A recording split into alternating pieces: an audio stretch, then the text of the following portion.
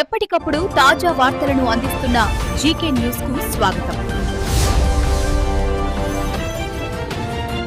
Welcome to GK news. రాష్ట్ర YSR Congress party అధినేత ఆంధ్రప్రదేశ్ మాజీ ముఖ్యమంత్రి వర్యులు గౌరవ శ్రీ వైఎస్ జగన్మోహన్ రెడ్డి ఆదేశాల మేరకు జగ్గంపేట నియోజకవర్గం వైఎస్ఆర్ కాంగ్రెస్ పార్టీ ఇన్ఛార్జ్ మాజీ మంత్రి వర్యులు మరియు మాజీ పార్లమెంట్ సభ్యులు గౌరవ శ్రీ తోట నరసింహం, రాష్ట్ర వైఎస్ఆర్ కాంగ్రెస్ పార్టీ ఉభయ గోదావరి జిల్లాల విద్యార్థి విభాగం వర్కింగ్ ప్రెసిడెంట్ గౌరవ శ్రీ తోట శ్రీరామ్జీ ఆధ్వర్యంలో ప్రభుత్వ వైఫల్యాలను చెప్పే విధంగా ఇండోర్ మీటింగ్ నిర్వహించడం జరిగింది. ఈ కార్యక్రమంలో ముందుగా నల్ల బెలూన్లు ఎగరవేసి నిరసన వ్యక్తం చేయడం జరిగింది. సభా ప్రాంగణంలో ఫోటో ఎగ్జిబిషన్ ఏర్పాటు చేయడం జరిగింది. రాష్ట్రంలో యువత, విద్యార్థులు, మహిళా, రైతులు పడుతున్న సమస్యలపై చర్చించడం జరిగింది. ఈ సమావేశంలో జగ్గంపేట నియోజకవర్గం వైఎస్ఆర్ కాంగ్రెస్ పార్టీ వివిధ అనుబంధ కమిటీల అధ్యక్షులు, నాయకులు మరియు కార్యకర్తలు అధిక సంఖ్యలో పాల్గొన్నారు. ప్రతి గ్రామంలో కూడా అభ్యర్థిని నిల్చోబెట్టగల సత్తా దమ్మున్న నాయకుడు మన తోట నరసింహ. ఈ సందర్భంగా తెలియజేసుకుంటూ ఎక్కడ కూడా ఏకగ్రహం ఉన్నది చూడడం మీరు జరగదు కూడా. ఏ నియోజకవర్గంలో జరిగింది, ఇక్కడ జగ్గంపేట నియోజకవర్గంలో జరగదని చెప్పేసి జగన్మోహన్ రెడ్డి గారికి మాట ఇవ్వడం జరిగింది. మనందరం కూడా దాన్ని తోచా తప్పకుండా మన నాయకుడు ఇది పేరు పోకుండా మనందరం కూడా కష్టపడి పనిచేస్తాం అని చెప్పేసి ఈ సందర్భంగా మీకు తెలియజేసుకుంటూ చివరిగా కూడా చెప్తున్నాను. మీ అందరికీ అంటే వ్యక్తిగతంగా మా కుటుంబ సభ్యులు ఎలాగో కమిట్మెంట్ ఉంటారు. నా మనసులో మాట మీకు చెప్తున్నాను. ఈ యొక్క మీడియా అందరూ కూడా ఉన్నారు కాబట్టి, మీ అందరూ కూడా నాయకులు ఉన్నారు కాబట్టి చెప్తున్నాను. నాకు ప్రాణం ఉన్నంత వరకు నేను వెన్నట్టు నడిచే నాయకుడు, నేను అభిమానించే నాయకుడు, ఒకే ఒక్క నాయకుడు, అది శ్రీ వైఎస్ జగన్మోహన్ రెడ్డి గారు అని చెప్పేసి తెలియజేసుకుంటూ ఈ కట్టె కాలేంత వరకు, ఈ ప్రాణం ఈ కంఠంలో ఊపిరి ఉన్నంత వరకు నేను మోసే ఒకే ఒక్క జెండా, ఆ జెండా పేరు యువజన శ్రామిక రైతు కాంగ్రెస్ పార్టీ అని చెప్పేసి సందర్భంగా మీ అందరికి కూడా తెలియజేసుకుంటూ మీ అందరి దగ్గర మరొకసారి నాకు ఈ అవకాశం కల్పించిన పెద్దలందరికీ పేరు పేరున నాయకులకు, వైఎస్ఆర్ కాంగ్రెస్ పార్టీ కుటుంబ సభ్యులందరికీ, మంత్రివర్యులు శ్రీ నారాయణ గారు కూడా నేను విజ్ఞప్తి చేస్తున్నాను. మీరు కూడా దీని మీద శ్రద్ధ పెట్టండి సార్. ఇక్కడ మీరే కొంచెం ఎక్కువ వచ్చి జిల్లాలుగా తిరుగుతున్నారు. మరి ఇక్కడికి వచ్చారో లేదో తెలియదు కానీ మా జిల్లాకి అటు కోనసీమ జిల్లా అన్ని జిల్లాలు తిరుగుతున్నారు. ఇక్కడికి వచ్చినప్పుడు మీరు కాకినాడ వచ్చినప్పుడు ఎలాగ ఒక అరగంట మాకు జగ్గంపేట కూడా వచ్చి ఇక్కడ పరిస్థితులు ఒకసారి మీరు చూసి మీరు కానీ కలెక్టర్ గారు కానీ దీని మీద చర్యలు తీసుకోవాలని చెప్పేసి తెలియజేసుకున్నాం. మీరేం ఆపేయక్కర్లేదు. వాళ్ళకేమి మీరేమి ఇప్పుడు బాగా సంపాదించుకుంటున్నారంటే మీ నాయకులకేమి మీ పొట్టేం కొట్టారు సార్. కొంచెం తగ్గించినట్టయితే చాలు. ఇక్కడ చాలా మంది చాలా సంతోషంగా ఉంటారు. ఎందుకంటే మీరు చెప్పినంత మాత్రాన్ని ఇక్కడ ఆర్టీసీ నాయకులు ఇక్కడ ఎవరు లేరు సార్. మామూలుగా చెప్తున్నాను మీకు. ఇందాక పొత్తు ధర్మం కోసం మాట్లాడారు. పొత్తు ధర్మం అంటే గుర్తొచ్చింది సార్. అంటే రాష్ట్రంలో పొత్తు ధర్మం అన్నది 174 నియోజకవర్గాల్లోనే పొత్తు ధర్మం ఉందా అని నేను అడుగుతున్నాను. గౌరవ ఉప ముఖ్యమంత్రి పవన్ కళ్యాణ్ గారిని అడుగుతున్నాను. ఎందుకంటే నేను రాజకీయంగా నాకు ఇక్కడ వేరే పార్టీ తరఫున ఇక్కడ నేను మాట్లాడుతున్నాను. కానీ నేను ఒక రాష్ట్ర విద్యార్థి విభాగం వర్కింగ్ ప్రెసిడెంట్గా అంటే యువకులు పడే నష్టం కోసం, యువకులు పడే బాధల కోసం మీకు చెప్పాలని నేను గౌరవ పవన్ కళ్యాణ్ గారికి తెలియజేసుకున్నాను. మీరు పొత్తు ధర్మం అని చెప్పేసి పై స్థాయిలో మీరు చెప్పుకుంటారు. మీరంతా బాగుంటారు. లోకేష్ గారు కానీ, మీరు కానీ, లేకపోతే చంద్రబాబు నాయుడు గారు కానీ, నాదన్ మనోహర్ గారు కానీ, అచ్చెన్నాయుడు కానీ, మల్లా శ్రీనివాస్ గారు, మీరందరూ బాగుంటారు పై స్థాయిలో.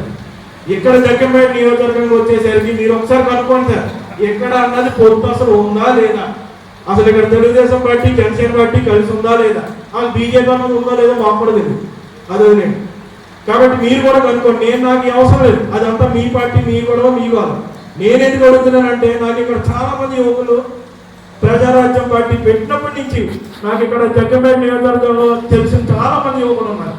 ఇప్పటికీ వాళ్ళ బాధలు, కష్టాలు మాకు చెప్పుకుంటారు. మీ పార్టీ నాయకులు మీకు చెప్పుకోవట్లేదు. వైఎస్ఆర్ కాంగ్రెస్ పార్టీలో ఉన్న మాకు చెప్పుకుంటున్నారంటే ఇక్కడ పరిస్థితి ఒకసారి ఆలోచించండి. మీ జనసేన పార్టీ ఇక్కడ పరిస్థితి ఆలోచించండి. ఎందుకంటే అందరూ కూడా మొదటి స్థాయి నుంచి చిన్న స్థాయి నుంచి వచ్చిన నాయకులు. వాళ్ళ తల్లిదండ్రులు మాత్రం ఇక్కడ నాన్నగారితో కాంగ్రెస్లో పనిచేస్తున్నారు. అది కాదు అని చెప్పేసి ఇంట్లో కూడా వ్యతిరేకించి మీతో తిరిగి ప్రయాణం చేస్తున్నారు. ఇప్పటికీ మీతో ఉన్నారు. సరే మీరు నెగ్గారు, అమ్మాయి తిరగదాం, ఏదో కాంగ్రెస్ వేసుకొని తిరుగుదాం, 10 మందికి సాయం చేద్దాం, 10 మందికి జవాబుదారీతనంగా ఉందాం అనుకునే పరిస్థితి ఇప్పుడు ఇక్కడ లేదు. అనుకున్న వాళ్ళందరూ యువకులు, వీళ్ళంతా నాయకులు, వీళ్ళంతా ఇప్పుడు ఇంట్లో కూర్చొని ఫోన్లో కూర్చొని పరిస్థితి.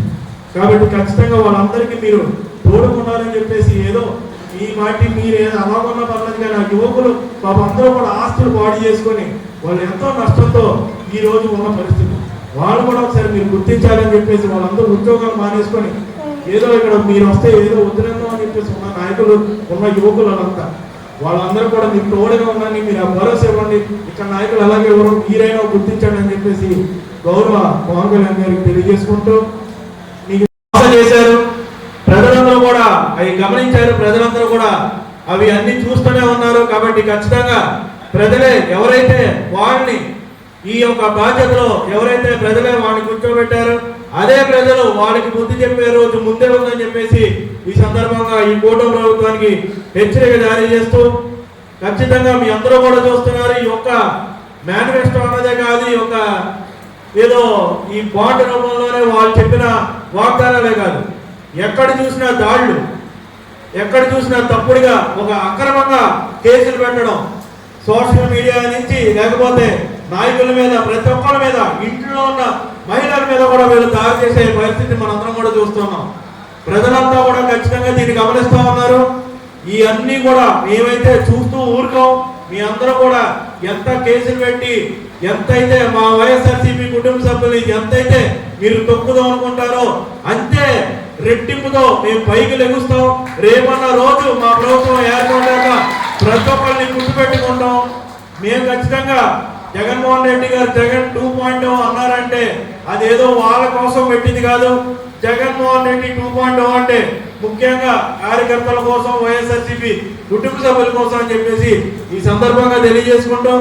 అంతేవిధంగా మన జగ్గంపేట నియోజకవర్గంలో కూడా జగన్మోహన్ రెడ్డి గారు 2.0 లాగే మనం కూడా పెట్టుకున్నాం. ఒకటి తోట నరసింహ గారు 2.0 అని చెప్పేసి అది ఖచ్చితంగా ఇక్కడ నియోజకవర్గంలో ఉన్న కార్యకర్తల కోసం, కుటుంబ సభ్యులు అందరూ కూడా న్యాయం జరిగే విధంగా మన నాయకుడు ఉంటారు. మన నాయకుడు ఏంటంటే మీరందరూ కూడా ఉండాలని చెప్పేసి ఈ సందర్భంగా తెలియజేసుకుంటూ ఇవన్నీ కూడా కార్యక్రమం కోసం మన నాయకులందరూ కూడా చెప్పారు. మన ప్రియతమ నాయకుడు శ్రీ తోట నరసింహ గారు కూడా ఈ కార్యక్రమం కోసం వివరించడం జరిగింది. కాబట్టి నేను చెప్పేది ఏంటంటే ఈ మధ్యకాలంలో బాగా హాస్యాస్పదంగా నేను కొంచెం నవ్వుకున్న ఈ మధ్య నవ్వుకున్న సంఘటన మీ అందరితో కూడా పంచుకుందాం అనుకున్నా.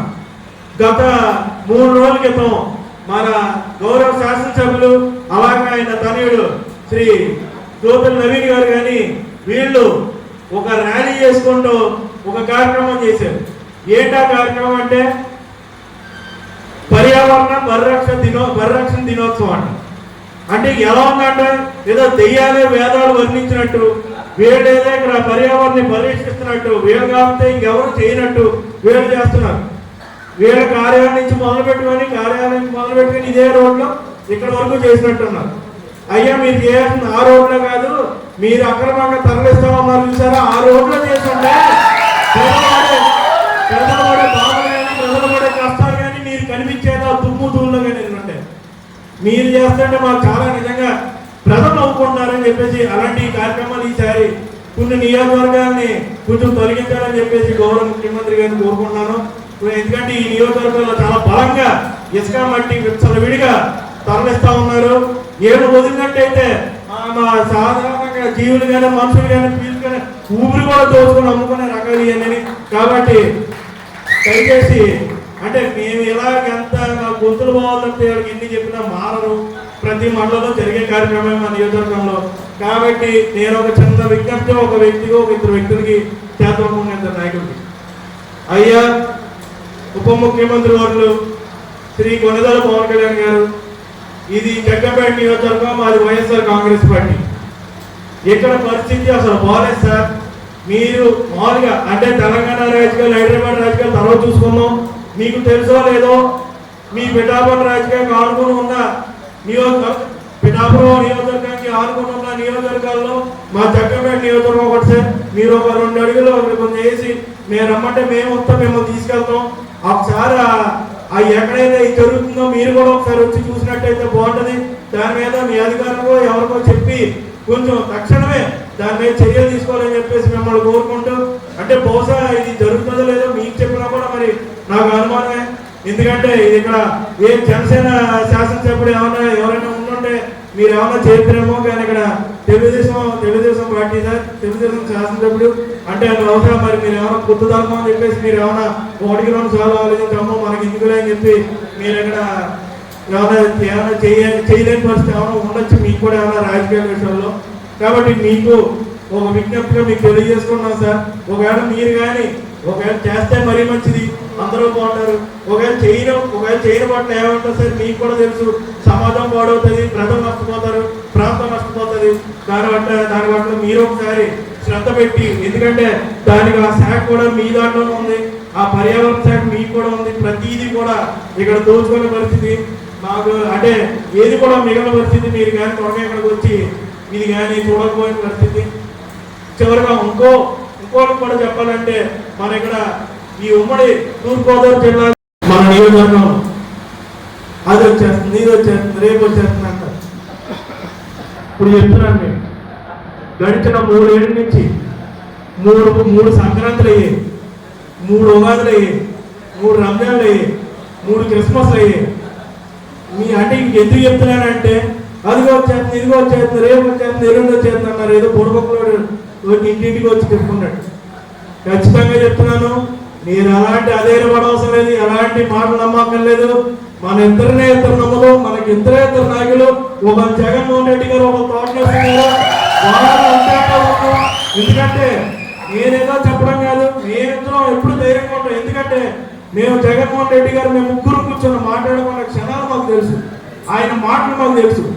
మరి ముఖ్యంగా నాకు వాళ్ళిద్దరికి ఉన్న బంధం గురించి తెలుసు.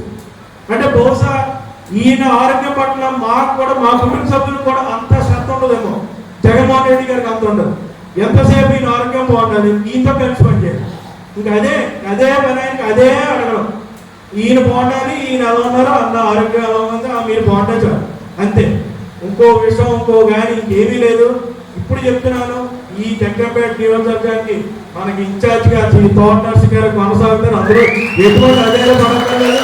నేను 24 ఎన్నికల ముందు చెప్పాను, ఇప్పుడు 29 ఎన్నికల కోసం కూడా చెప్పగలను. ఎందుకంటే నాకు తెలుసు పరిస్థితులు ఎలా ఉన్నాయి. 2024లో మన నాయకుడే ఇక్కడ అభ్యర్థిగా ఉన్నారు. 2029లో కూడా శ్రీ తోట నర్సింగ్ గారు ఇక్కడ అభ్యర్థిగా ఉంటారని చెప్పేసి సందర్భంగా మీ అందరూ కూడా తెలియజేసుకుంటే ఎవరు కూడా ఎలాంటి అధైర్యపడవసరం లేదు. సోషల్ మీడియాలో ఎవరెవరో ఇంట్లో ఖాళీ కూర్చొని ఏదో పోస్ట్ పెట్టాడని చెప్పేసి మనం ఎవరు కూడా కంగారు పడక్కర్లేదు. ఈ రోజుల్లో సోషల్ మీడియా ఎవడైతే కామెంట్ పెడతాడో ఒక నాయకుడి కింద ఇదవుతున్నాడు, కానీ బయటకు వచ్చి గ్రామ స్థాయిలో తిరిగితేనే వాడికి ఒక గుర్తింపు ఉంటుంది. ఖచ్చితంగా వాళ్ళు కూడా అది గమనించి బయటకు వచ్చి నడుస్తా అంటే మాతో తిరిగి ప్రయాణిస్తా అంటే మేము కూడా స్వాగతిస్తాం. ఎందుకంటే మనలో పార్టీ మనది, మనంతా ఒక కుటుంబ సభ్యులు. దాని వేరే వైఎస్ఆర్ కాంగ్రెస్ పార్టీ, మనంతా కూడా వైఎస్ఆర్ కాంగ్రెస్ పార్టీ కుటుంబ సభ్యులు. మనకు ఇంకో పార్టీ 2 పార్టీలు, ఇక్కడ వైఎస్ఆర్సీపీ ఒకటే ఉంది, 2 ముక్కలు కాదు, ఒకే ముక్క. ఆ ముక్క పేరే వైఎస్ఆర్ కాంగ్రెస్ పార్టీ కుటుంబ సభ్యులు. ఆ ముక్క కూడా అదంతా కూడా మన శ్రీ తోట నర్సింగ్ గారి నాయకత్వంలో మనందరం కూడా పనిచేస్తాం. ఎందుకంటే మీ అందరూ కూడా ఒక ముఖ్యమైన విషయం చెప్పాలి, వచ్చే ఈ మన స్థానిక సంస్థల ఎన్నికలు ఎప్పుడు వచ్చినా సరే